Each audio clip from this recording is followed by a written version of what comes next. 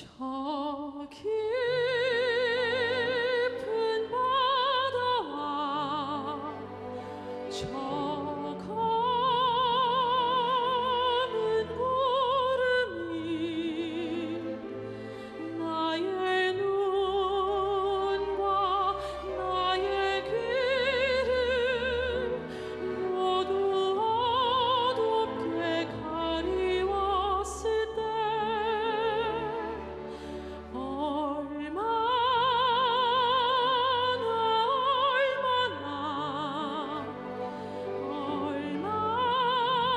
얼만큼 지나야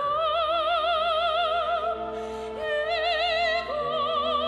고통스런 절망이 내게서 떠나갈까. 진정 끝은 올까. 한 줄기 비 같은 그분의 목소리 내 귀를 두드려 작게 들려오는 음성. 내가 너를 사랑하노라. 한 줄기 비 같은 그분의 바라심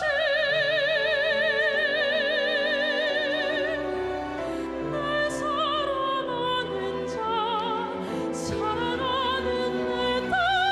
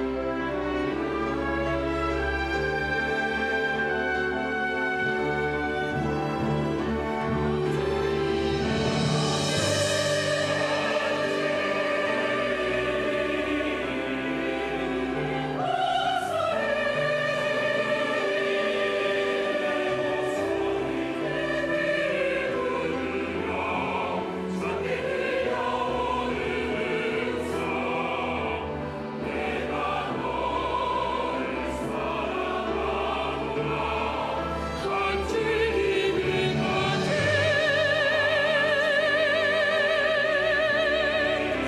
그분의 바라심 날 사랑하는 자 사랑하는 너를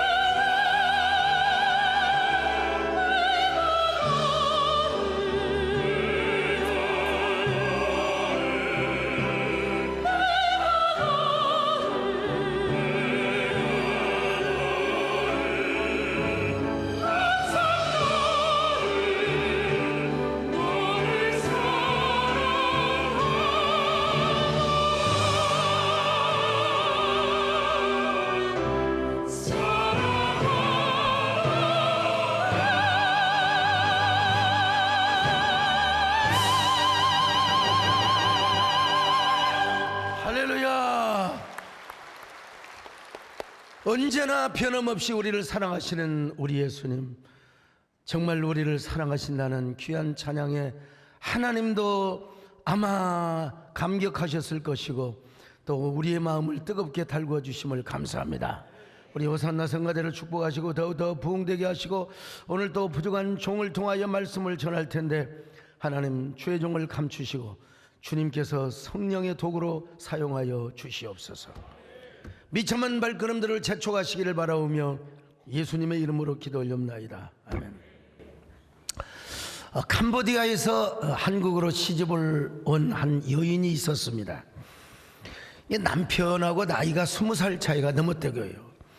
그렇다고 남편이 뭐 돈이 많고 큰 부자냐, 그것도 아니었다는 것이죠. 저 지방에서 조그마한 구멍가게를 하고 계셨던 분인데 못 모르고 국제 결혼을 했지만 막상 한국에 나와서 살다 보니까 여간 실망이 아니었습니다. 그래서 그녀는 늘상 이런 생각에 잠겼습니다. 내가 사기당해서 말이야, 이 국제결혼이라는 환상에 젖어서 내가 시집을 온 것이 아니야. 내가 뭐가 좀 씌어가지고 내가 잘못 시집을 온 것이 아니야. 내 인생은 파탄이라고 아마 파국으로 치닫지는 않을 것인가. 그러면서 늘상 생각하는 게 틈만 나면 고국으로 도망가는 거예요. 어떻게 하면 튈 것인가.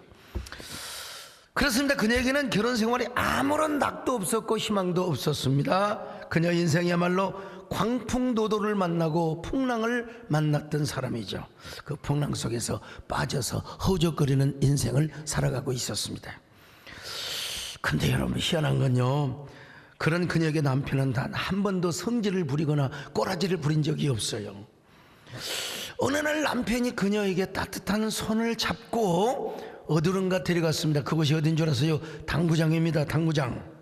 당구를 치며 마음을 달래보라고.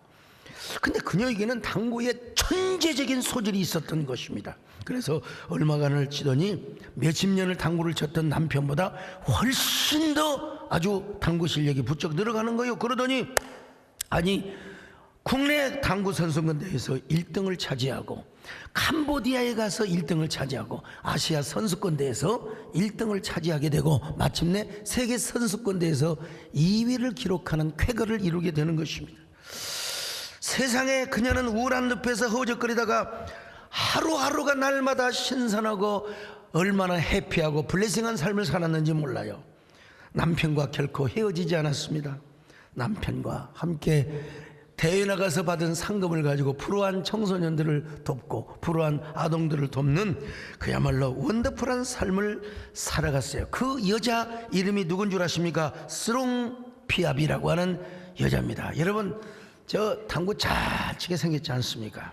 만일 스롱 피아비가 삶을 방황하고 우울한 늪에 빠져 허우적거리고 있을 때 남편이 버럭 화나내고 말이야, 술만 먹고 막 딩강이나 부리고, 그렇다면 이 여인은 모국으로 반드시 도망을 가고 말았을 것입니다.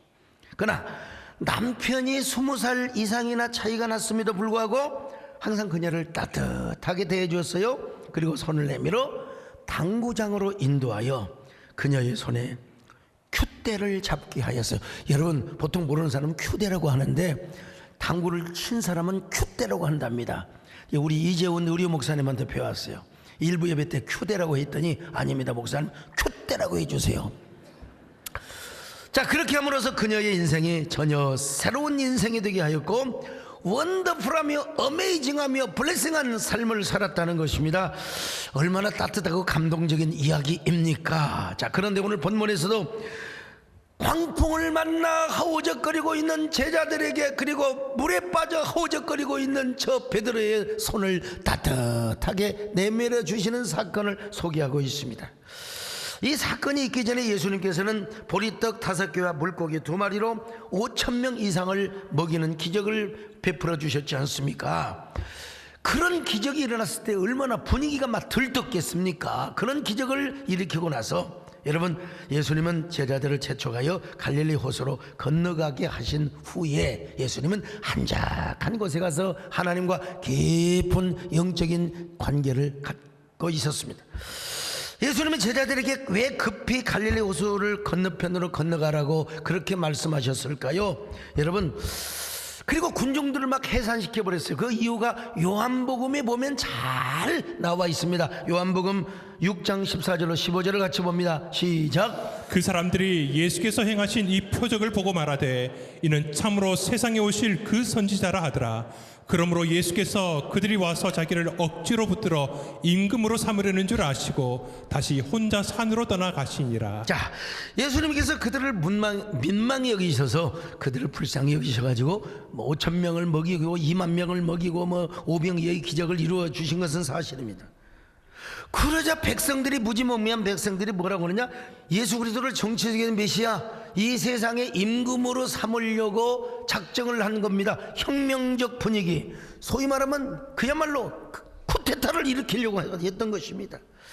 그때 제자들은 얼마나 흥분을 했겠습니까? 그렇지 않아도 권력 다툼을 하고 있었던 제자들 아니겠습니까? 그래서 예수님은 그런 제자들의 행여라도 동요될까 봐서 빨리 바다 건너편으로 건너가라고 하였습니다. 그리고 나서 예수님은 하나님과 함께 조용한 영적인 관계를 갖고 계셨던 것입니다.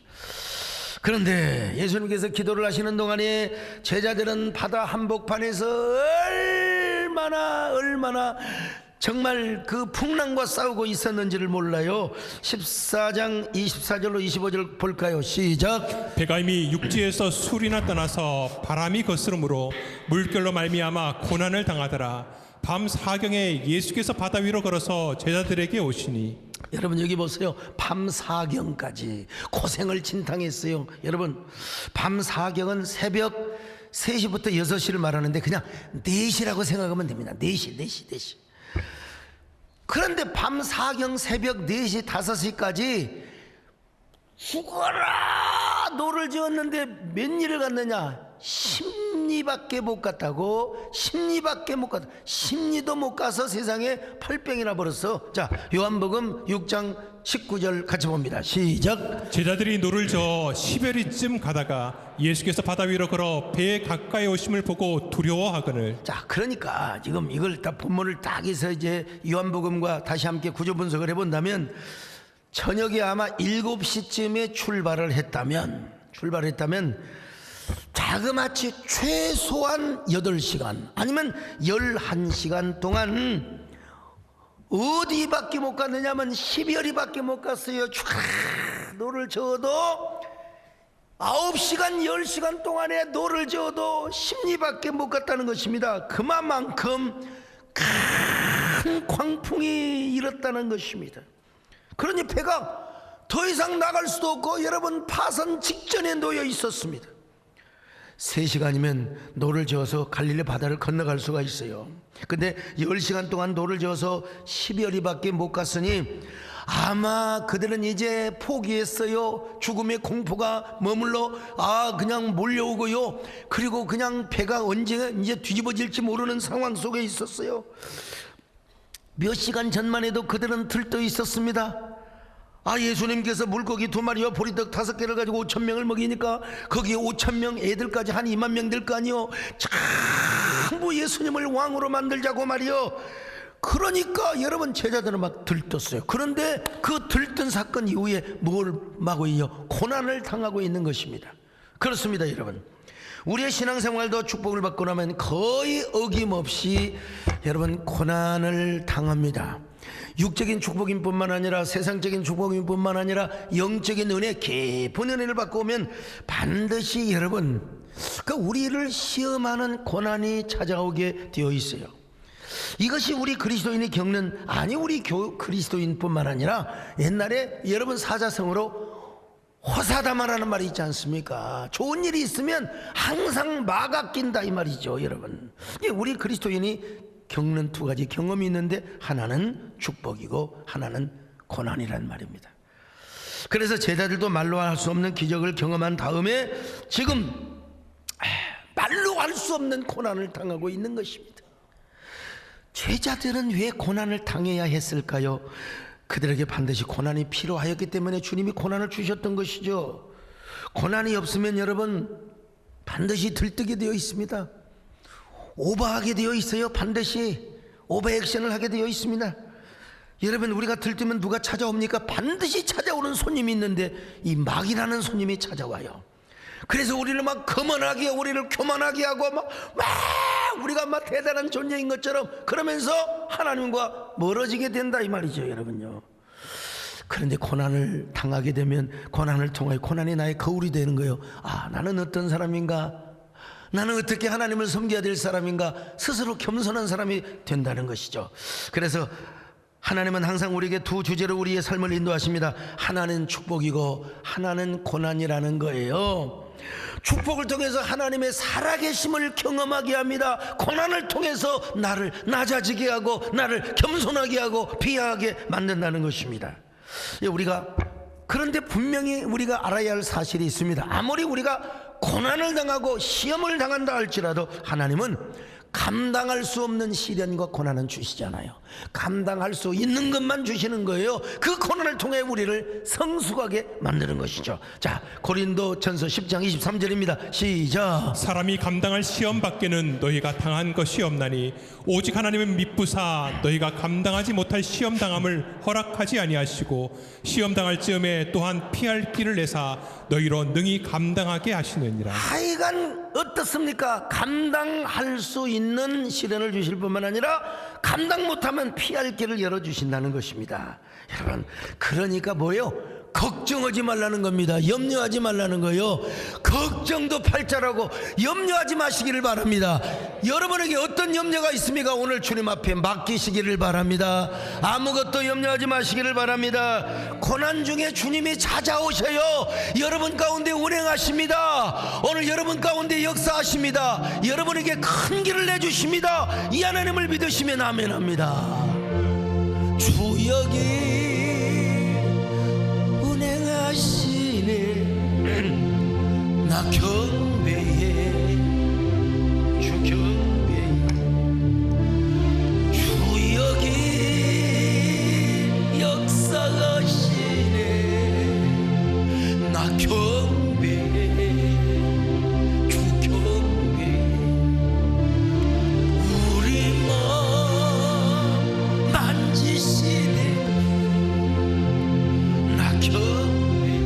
우리 마음을 치료도 하시는 주님이십니다. 우리 마음 치료하시네. 나 경배해. 주 경배. 큰 길을 만들어 주세요. 큰 길을 만드시는지 큰 기적을 행하시는지 그는 나의 약속을 지켜주십니다. 약속 지키시는지 어둠 속 빛이 되시는 그는 나의 하나님. 우리 삶 변화시키네. 나 경배해.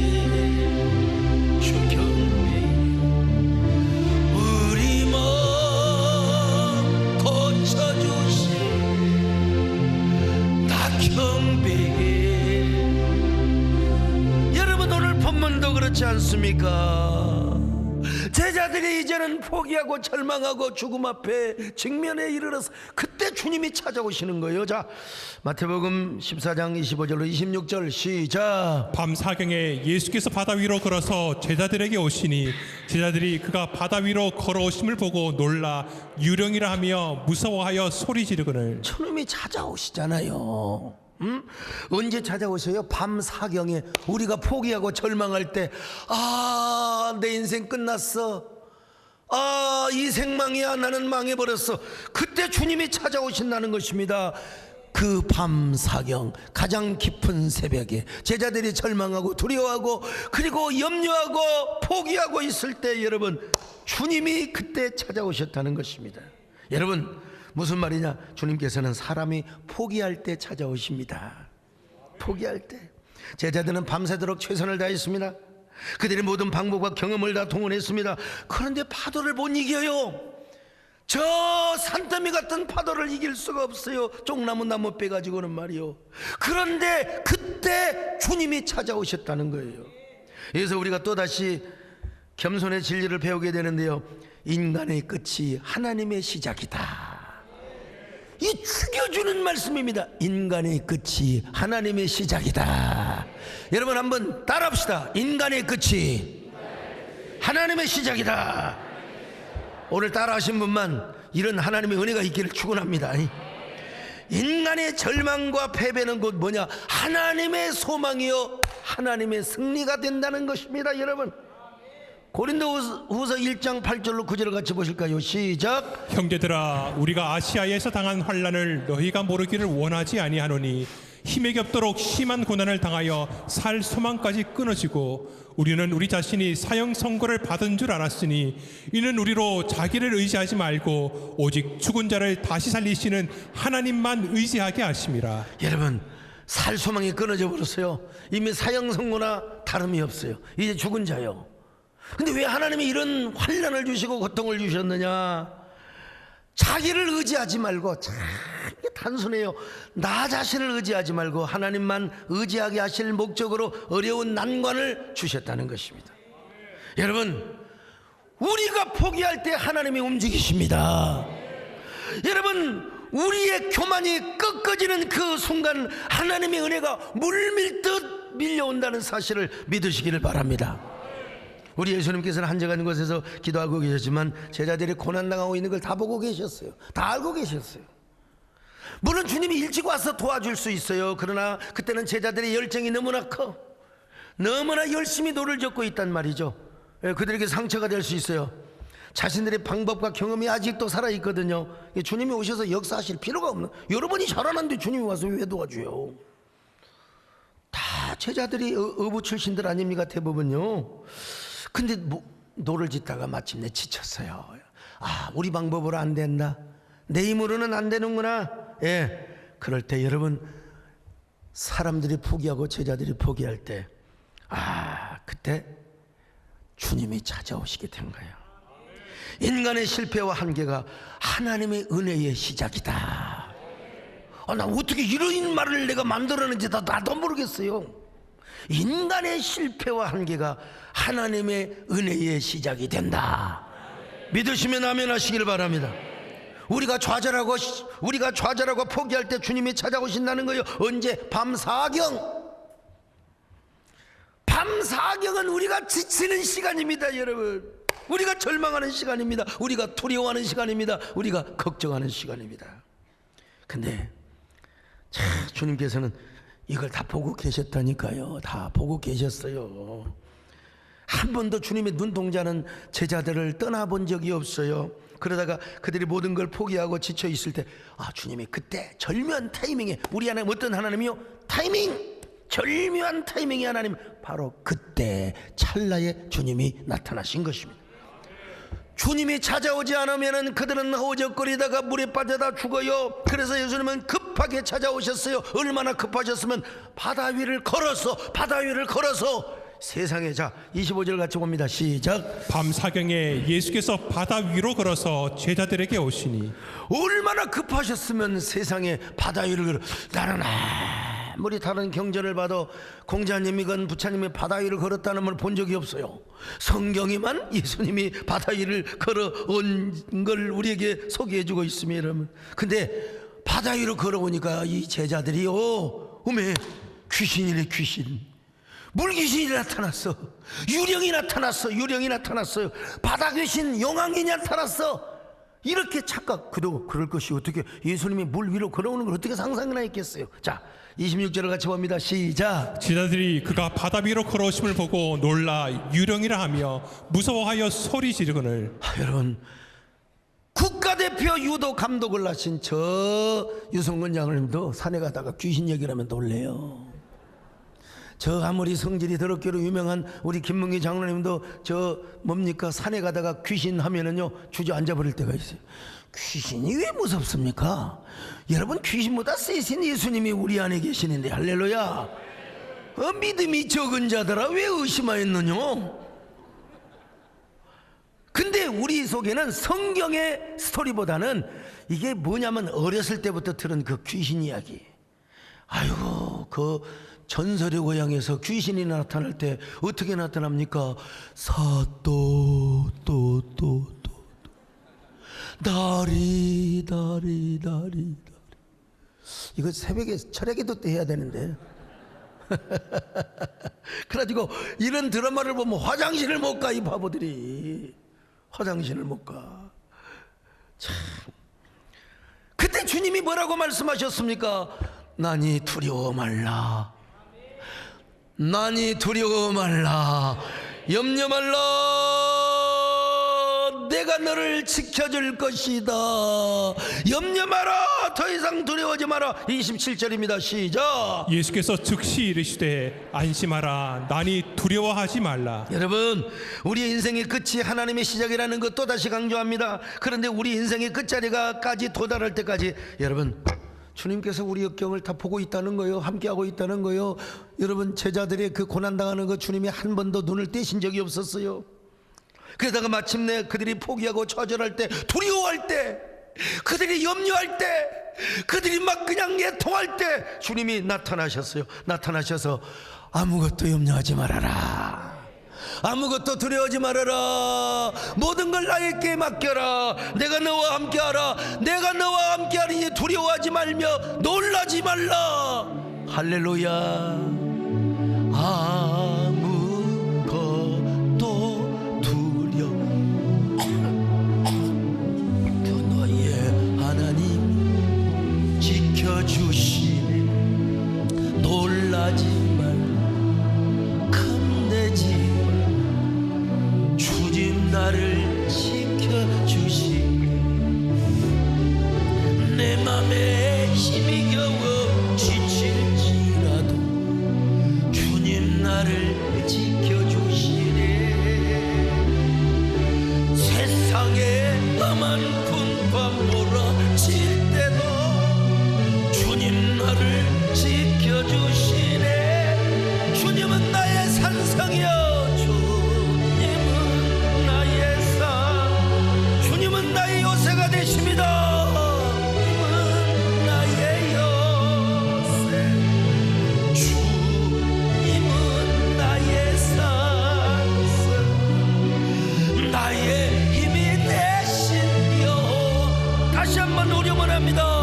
주님은 나의 산성, 주님은 나의 소요새, 주님은 나의 소망이십니다. 나의 힘이 되신 여호와. 근데 이제 베드로가 참 성질이 급해요. 참 벤처 정신이 있어요. 정말 주님 맞습니까?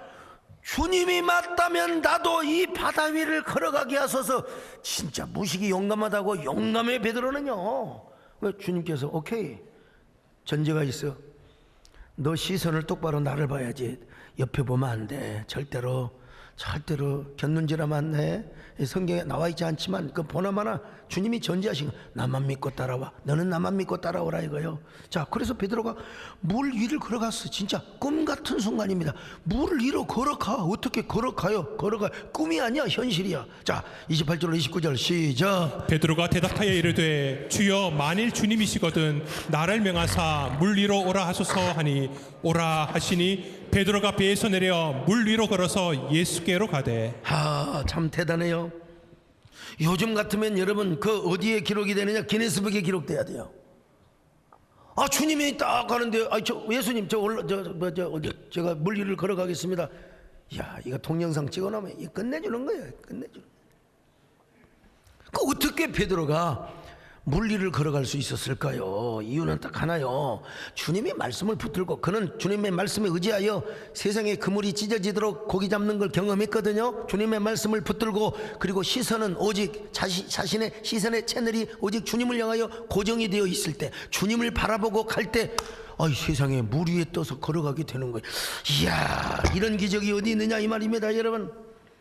베드로는 주님의 말씀을 붙들었고 동시에 오직 주님만 바라봤습니다.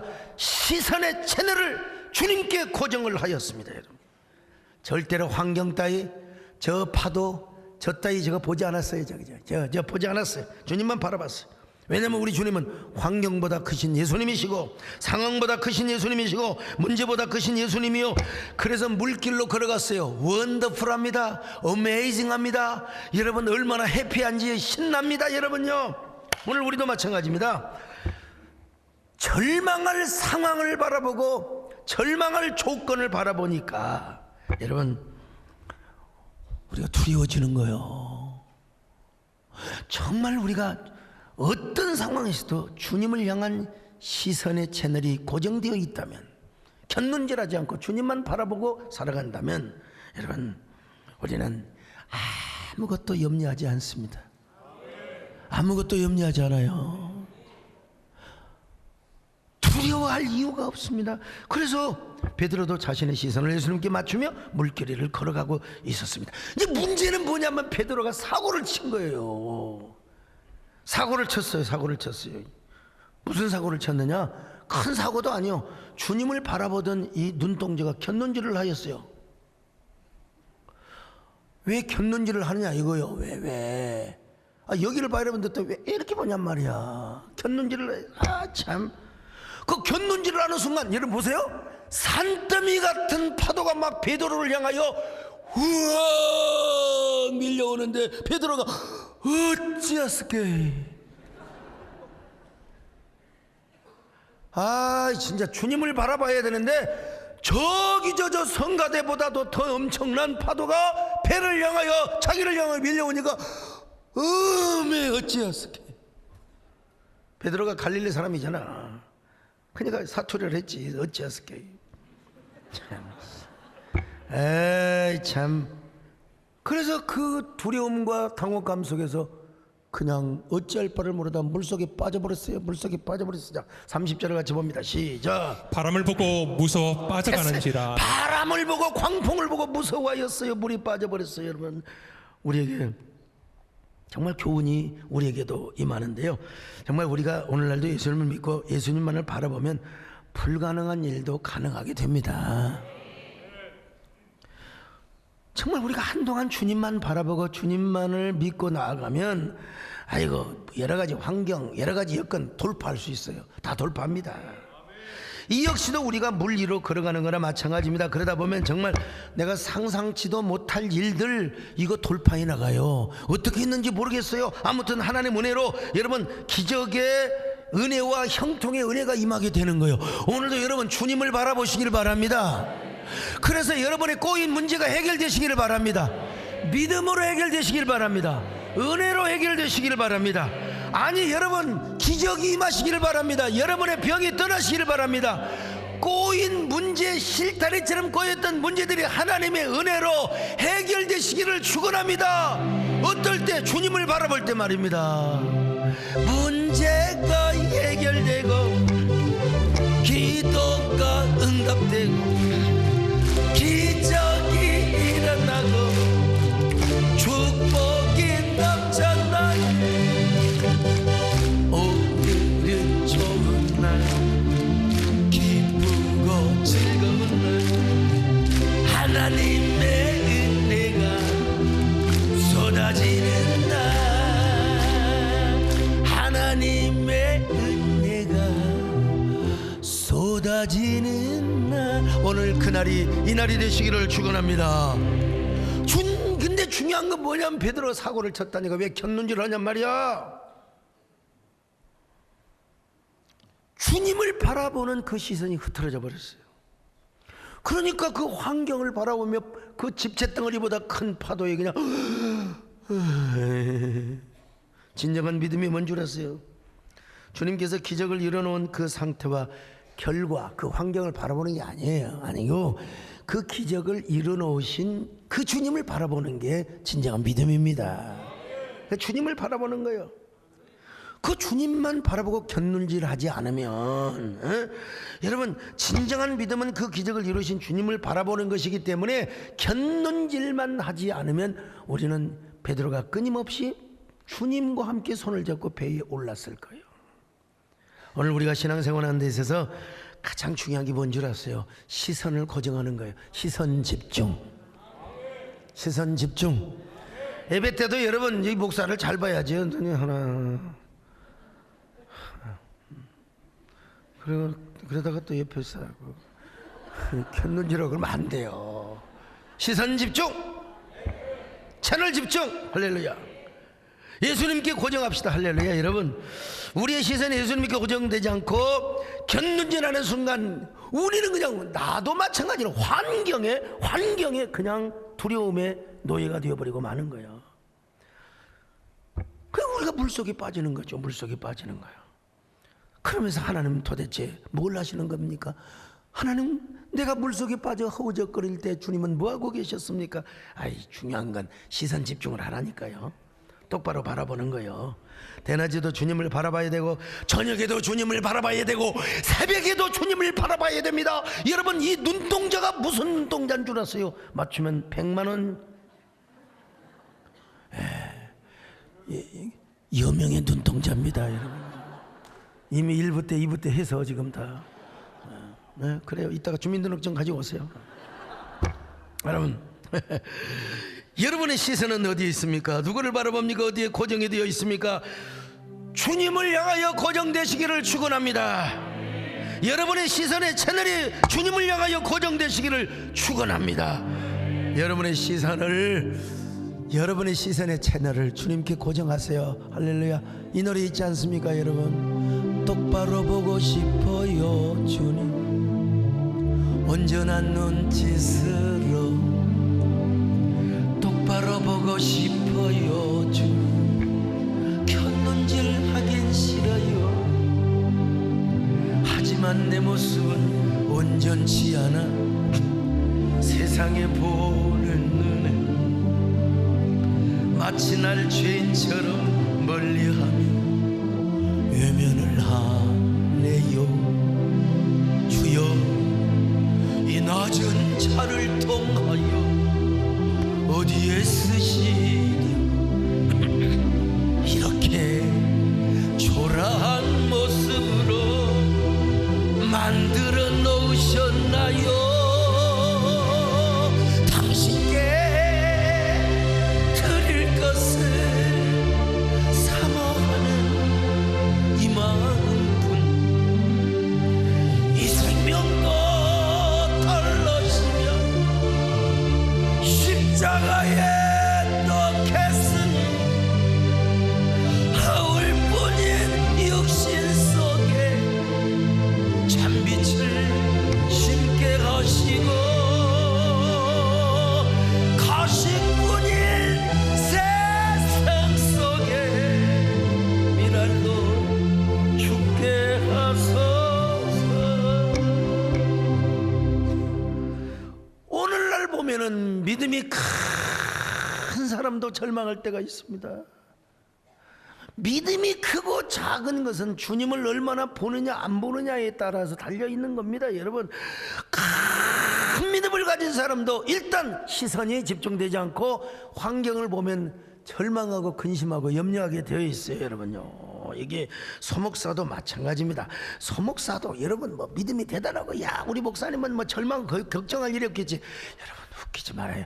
나도요 주님을 안 보고 뭐 여러 가지 뭐 재정 또 교회 여러 가지 상황 한국교회 여러 가지 모습을 보면 다도 근심이 너무 많아서 잠 못 잘 때가 참 많습니다. 여러분, 그래서 다시 또 시선 집중을 하는 거지요. 여러분, 우리는 그래서 하우적거리는 삶을 살게 되는 거예요. 풍랑에 떠밀려가서. 그럴 때 우리가 이제 막 해야 될 일이 있습니다. 그때는 소용없어. 그때는 뭐 영자야, 그때는 뭐 영수가 아무런 소용없어요. 그때는 아무 소용없어요. 예? 어느 스님이 그랬다고 하잖아요. 물에 빠져 죽으니까 아이고 하나님 그랬다고 하잖아요. 그냥 아이고 하나님. 그러니까 여러분, 아무리 헤엄을 잘 쳤던 베드로도 뭐라 그래요? 주여, 주여, 주여, 주여, 주여, 주여. 그때 주님의 이름을 부르는 겁니다. 주님의 이름을 부르는 거예요. 주여 나를 구원하소서. 자, 14장 30절입니다. 시작. 바람을 보고 무서워 빠져가는지라 소리질러 이르되 주여 나를 구원하소서 하니. 자, 여러분, 그때 우리 주님께서 뭐라고 하셨어요? 베드로야, 왜 의심하였어? 왜 나를 안 봐? 나 보라고 했잖아. 손잡아. 손을 딱 잡고 다시 일어서서 배 위로 올라가시는 이 귀한 장면이요. 그리고 바람이 스톱, 그대로 멈춰라 하고 딱 끝나버렸습니다. 이게 여러분, 중요한 것은 여러분의 시선이 어디에 고정되어 있느냐가 중요한 거예요. 혹시 몸은 이곳에 왔지만 마음은 여전히 의심의 세계, 저 구천의 의심의 세계를 떠돌고 있지는 않습니까? 눈은 여기 소목사를 보고 지금 강단을 바라보고 영상을 바라보고 있다고 하지만 마음은 지금 계속해서 불안과 공포와 염려의 도예로 살아가고 있지는 않습니까? 여러분, 이게 우리의 단점이에요. 마음 따로 놀고 몸 따로 놀고. 저도 염려하고 걱정하고 저도 환경을 바라보면 스트레스를 받고 그러면 저도 또 내려간다니까. 또 내려가요. 그때 이러면 안 되지. 그때 저도 어떻게 합니까? 주여! 주여! 아유, 우리 뭐 정원사님, 성령 충만한 정원사님이라고 별 볼 일 없어요.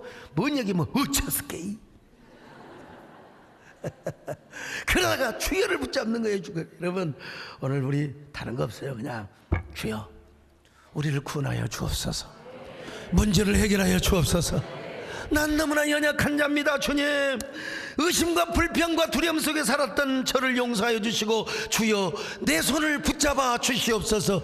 내 손을 붙잡아 주시옵소서. 인생이 힘들고 고난이 닥칠 때 예수님 날 도와 주소서. 외치는 이 소리 귀 기울 이 세상 손잡고 날 인도. 자, 그리고 나서 주님이 일단 우리를 구원해 주실 거 아니요. 손잡고 구원해 주신 다음에 딱 요구하는 게 있어. 이제 너는 나를 바라보고 살아가라. 시선을 집중하고 살아가라. 야, 곁눈질하지 말아라. 이제는 한눈 팔지 말아라. 이제는 나를 바라보거라.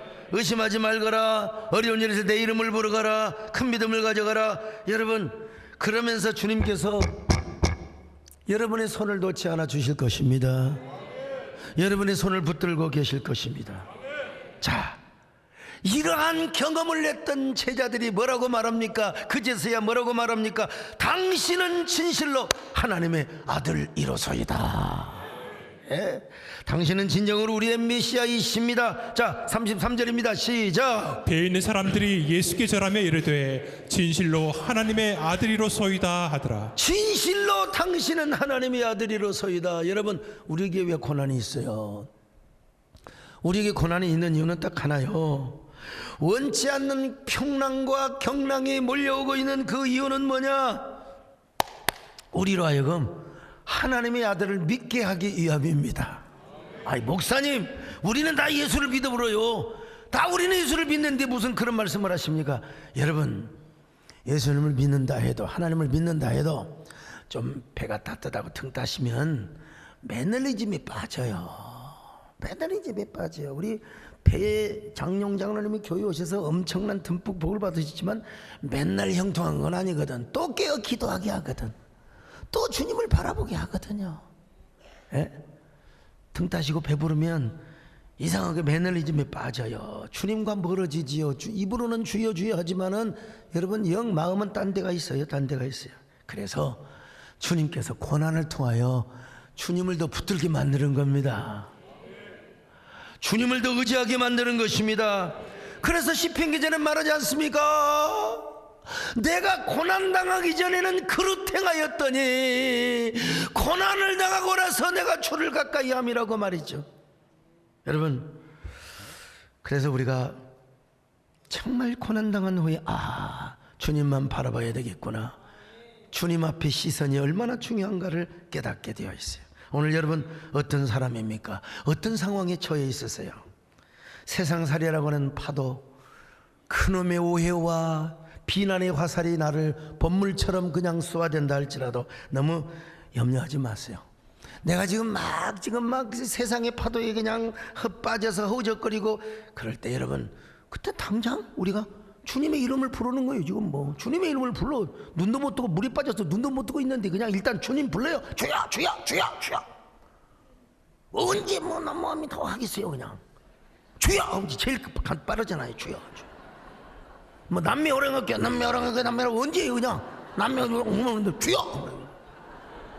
우리 주 하나님은 그냥 주야 해버리면 되는 거예요. 언제 오미토프 하겠어요? 주여! 그때 주님이 딱 오셔서 우리의 손을 잡아주시는 거예요. 스롱 비아비가 광풍이 허우적거릴 때, 그의 삶이 떠내려갈 때, 그래서 그 참 남편 좋은 사람이죠. 탁 손을 잡아주면서 여러분 그녀의 삶을 행복하게 이끌어 주었던 것처럼 하물며 여러분이 어떤 상황이든지 주님의 손을 붙잡는 한 여러분들은 반드시 문제 해결을 받습니다. 놀라운 미라클의 경험을 하게 되어 있습니다. 주님 앞에 탄성을 질러 보십시오. 여러분, 그러면 주님이 오셔서 여러분의 손을 붙잡아 주세요. 여러분 어떤 문제가 있어요? 탄성을 질러 주여라고만 불러봐요. 주여라고만 불러봐요. 여러분 상황을 역전시켜 주십니다. 이제는 반전밖에 없습니다. 이제는 역전밖에 없습니다. 이제는 승리밖에 없습니다. 이제는 구원밖에 없습니다. 우리는 연약하지만 당신은 완전하기 때문입니다. 주여, 우린 연약합니다. 우린 오늘을 힘겨워합니다. 주 뜻 이루며 살기에 부족합니다. 우린 연약합니다. 바로 건너뜁니다. 한없는 주님의 은혜 온 세상 위에 넘칩니다. 가릴 수 없는 온 세상 충만합니다. 주님만 이길이 오니 우린 그 길 따라 삽니다. 그날의 이름 주는 완전 가슴에 손을 얹고 주님만 이길이 오니 주님만 이길이 오니 우린 그 길 따라갑니다. 그날에 우릴 이루신 주는 완전한 여러분 마음속으로 주여를 외치시기 바랍니다. 그리고 내 시선 채널을 주님 앞에 고정하며 살겠습니다. 오늘 여러분의 문제가 무엇입니까? 운행하시는 주님, 역사하시는 주님, 이곳에 임재하시는 주님 앞에 여러분의 탄성을 드려보시기를 바랍니다. 주님이 어떻게 여러분을 역사하시고 어떻게 여러분을 구원해 주시고 어떻게 기적을 행하여 주실 것이고 오늘 그 문제의 뿌리가 뽑히시기를 바랍니다. 뿌리채 그 문제들이 다 해결될 수 있기를 바랍니다.